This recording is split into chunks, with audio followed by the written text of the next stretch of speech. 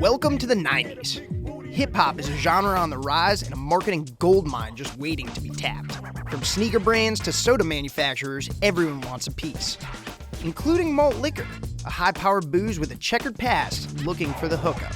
From Wu-Tang to Snoop Dogg, the most iconic MCs of the day are cashing in on high ABV beer's quest for cachet. Or was it the other way around? Almost 30 years later, it's hard to say. The verses were outrageous, the outrage enormous. But for better or worse, malt liquor and hip-hop had a moment. Here's how it all went down. Before rap, malt liquor was boring. In the 40s, it wasn't even sold in 40s. In the 50s, it still came in normal-sized cans and bottles for suburban white people named Biff and Mumsy. In the 60s and 70s, malt liquor marketers noticed that African Americans over-indexed, meaning they drank more of it than other demographics. So malt liquor hopped on the soul train. Rufus Thomas, the Commodores, even Richard Roundtree from Shaft, all selling the high-powered hooch. In the 80s, Colt 45 found Billy D. Williams, and he said, "Works every time." And it basically did. Sales went through the damn roof. In '89, NWA released 8 Ball, about Old English 800. Use 800 'cause that's my brand. Take it in a bottle, 40 quarts or can. Drink it like a madman, yes I do. Holy malt liquor is becoming sorta cool? Close. You needed more of that attitude. Hip-hop had plenty, plus the attention of young black drinkers across the country. Best of all, the swagger was for sale. Other rappers had already done commercials with brands like Sprite, KFC, and Tommy Hilfiger. The come-up was cool. Selling out was in. And St. Ides was buying. A little-known brand compared to Schlitz, Colt 45, and King Cobra, St. Ides became a beast in the early 90s thanks to endorsement deals with pretty much every damn name in the game. Here's Biggie, Tupac, Snoop Dogg. These weren't just basic commercials either.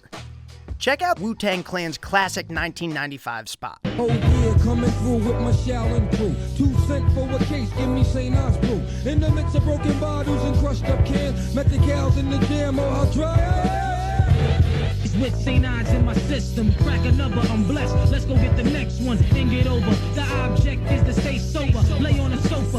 Better yet, down my shoulder. I'll be champ, stressed out, could never be son. Ricochet jelly, hit the deli for a cold one. Naturally blessed, yes, my rap is like a laser beam. The boards in the bushes, St. Ides been like. The lyrics may look forced, but when the commercial rolls, it's undeniably Shaolin. St. Ides sales skyrocketed, and other malt liquor brands followed suit, with mixed results. But amongst all of malt liquor's legendary spokesrappers, Ice Cube is responsible for its most infamous verse. Get your girl in the mood quicker. Get your Jimmy finger with St. Ides malt liquor. With ads so shocking on national TV, it's no surprise that malt liquor's hip-hop affair drew some serious heat.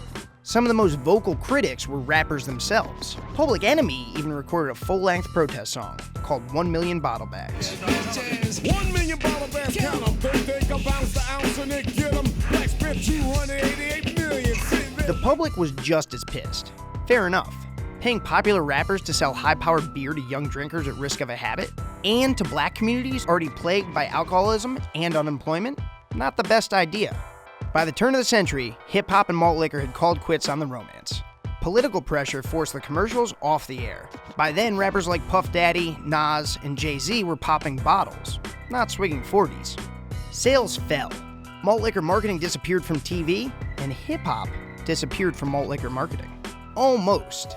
Look close, and there are still flickers of that 90s moment. In 2011, Snoop Dogg stumped for Colt 45.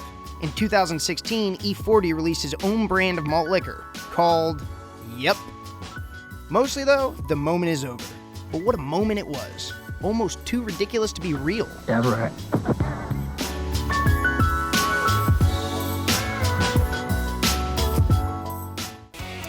Hey guys, if you like what you just saw, be sure to check out some more Thrillist videos, and don't forget to like, comment, and subscribe.